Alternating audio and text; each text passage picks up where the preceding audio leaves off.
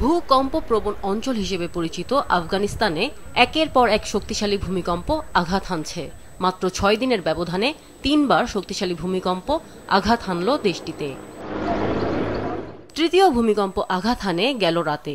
স্থানীয় সময় বৃহস্পতিবার রাত ৮টা ৫৬ মিনিটে ৫.৬ মাত্রার ভূমিকম্প অনুভূত হয় আফগানিস্তানে।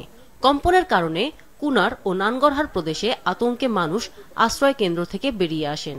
আফগানিস্তানের পূর্বাঞ্চলে শক্তিশালী ভূমিকম্পের পর উদ্ধারকর্মীরা এখনও ঘরবাড়ির ধ্বংসস্তূপ থেকে মরদেহ খুঁজে বের করছেন।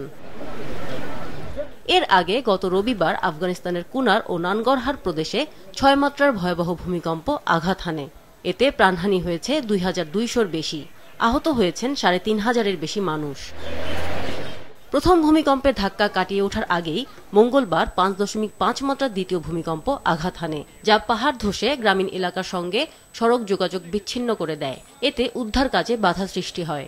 এখনও দুর্গত এলাকায় যোগাযোগ বিচ্ছিন্ন রয়েছে। এতে ব্যাহত হচ্ছে ত্রাণ তৎপরতা। ওয়ালটন এখন দেশের সীমানা পেরিয়ে পৌঁছে গিয়েছে ৫০টিরও বেশি দেশে। ওয়ালটন, ঘরে ঘরে, বিশ্বজুড়ে। পরপর ৩টি ভূমিকম্পে হাজার হাজার বাড়িঘর ধ্বংস হয়েছে। স্কুল, হাসপাতাল ও অন্যান্য অবকাঠামো ক্ষতিগ্রস্ত হয়েছে। বেঁচে থাকা মানুষগুলো গৃহহীন হয়ে রাত কাটাচ্ছেন খোলা আকাশের নিচে। নিরাপদ আশ্রয় ও খাদ্যের অভাবে মানবিক বিপর্যয় আরও গভীর হচ্ছে বলে জানিয়েছে স্থানীয় কর্তৃপক্ষ। জাতিসংঘ ও বিভিন্ন সাহায্য সংস্থা জানাচ্ছে, খাদ্য, পানি, চিকিৎসা ও আশ্রয়ের তীব্র সংকট সৃষ্টি হয়েছে। তারা উদ্ধার তৎপরতার সঙ্গে মানবিক সহায়তা পৌঁছে দেওয়ার পরিকল্পনা হাতে নিয়েছে। বহু মানুষ ধ্বংসস্তূপের নিচে আটকা পড়ে থাকতে পারে বলে আশঙ্কা করা হচ্ছে। আমিনা লুসি, মাছরাঙা নিউজ ডেস্ক।